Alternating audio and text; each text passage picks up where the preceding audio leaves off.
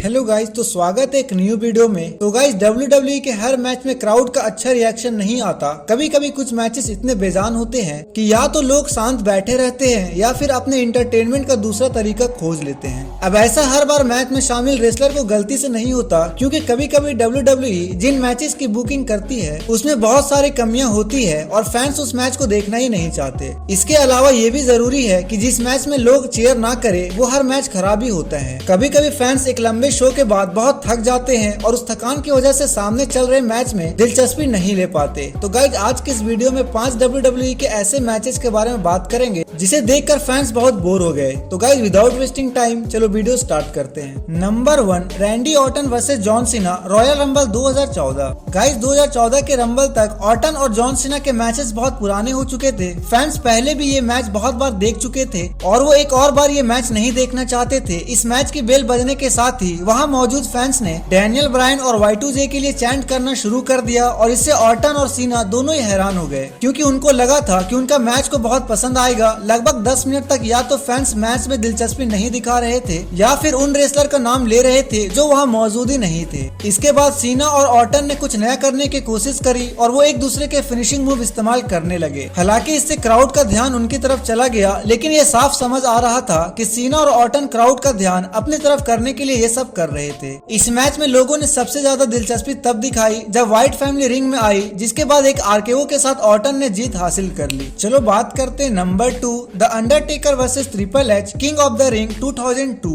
एक ऐसा pay per view match जिसमें द अंडरटेकर ट्रिपल एच के खिलाफ अपना WWE टाइटल डिफेंड करेंगे। ये सुनने में तो बहुत शानदार लगता है, लेकिन जब असल में 2002 के king of the ring event में इनका मैच हुआ तो वो बिल्कुल असफल रहा। इन दोनों की राइवलरी में इतना ये सबसे खराब मैच रहा, क्योंकि ये बहुत बेजान और बोरिंग था और फैंस को इस मैच में कोई दिलचस्पी नहीं थी। ये दोनों रेसलर आपस में लड़ रहे थे और फैंस की दिलचस्पी सिर्फ तब बढ़ी जब इस मैच में द रॉक भी आए। इस मैच को बहुत खराब रिव्यूज मिले और यहाँ तक कि रेसलिंग ऑब्जर्वर के डे मेल्जर ने भी इस मैच को सिर्फ हाफ स्टार ही रेट दिया। इस मैच में साफ पता चल रहा था कि WWE के एक नई डायरेक्शन की जरूरत थी। ट्रिपल एच को वापस अपने हील पर्सोना अपनाने की जरूरत थी और 2002 के समर्स में अंडरटेकर एक हील के तौर पर WWE चैंपियन बने हुए अच्छे नहीं लग रहे थे। अच्छी बात यह रही कि ये सब WWE को समझ में आ गया और 6 हफ्तों के अंदर ही ट्रिपल एच एक बार फिर हील बन गए और द अंडरटेकर एक बेबी फेस बन गए और मेन इवेंट सीन में ब्रॉक लेसनर के तौर पर एक नया चेहरा सामने आया। अब बात करते हैं number 3, dean Ambrose versus Brock Lesnar, WrestleMania 32। Ambrose और लेसनर के बीच हुआ एक नो होल्ड बैर्ड स्ट्रीट फाइट, जिसे फैंस को उम्मीद थी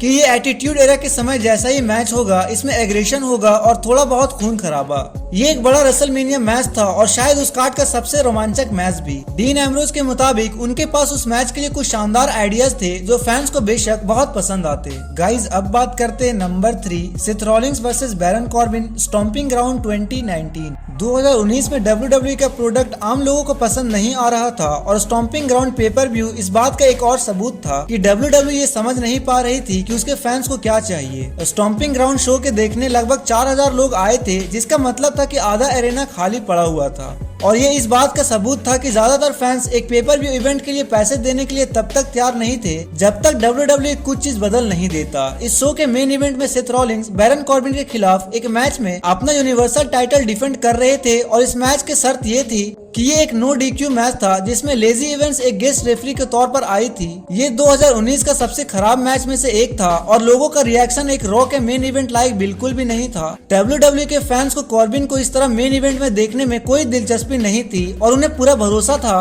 कि रॉलिंस अपना टाइटल नहीं हारने वाले हैं और इसके लिए पूरा मैच खामोश रहे। चलो बात करते हैं number 5, the Undertaker versus the big boss man, WrestleMania 15। आपको ऐसा लगेगा कि एटीट्यूड एरा के मेन इवेंट में एक हेल इन अ सेल मैच बुक करने पर एक क्लासिक मैच तो तय है, लेकिन ऐसा नहीं है। रेसलमेनिया 15 में सेटन स्ट्रक्चर के अंदर द अंडरटेकर का सामना बिग बॉस से हुआ और ऐसा लग रहा था जैसे WWE ने क्राउड की ऑडियो ही बंद कर दी है, क्योंकि वहाँ बैठे लोग इस मैच के दौरान इतनी ज्यादा शांत थे। ये मैच एक आम मैच जैसा ही था और ये समझ नहीं आ रहा था कि ये सेल के अंदर क्यों हो रहा था, क्योंकि मैच में सेल का कोई इस्तेमाल ही नहीं हुआ और फैंस भी इस कंफ्यूजन में थे कि वो किसके लिए चीयर करे, क्योंकि ये भी साफ नहीं हो रहा था कि उन दोनों रेसलर में से कौन बेबी फेस है या कौन हील। ये बेशक अब तक के सबसे खराब रेसलमेनिया मैचेस में से एक है और द अंडरटेकर के शानदार कैरियर के उन मैचेस में से एक जिसे फैंस भूलना चाहते हैं।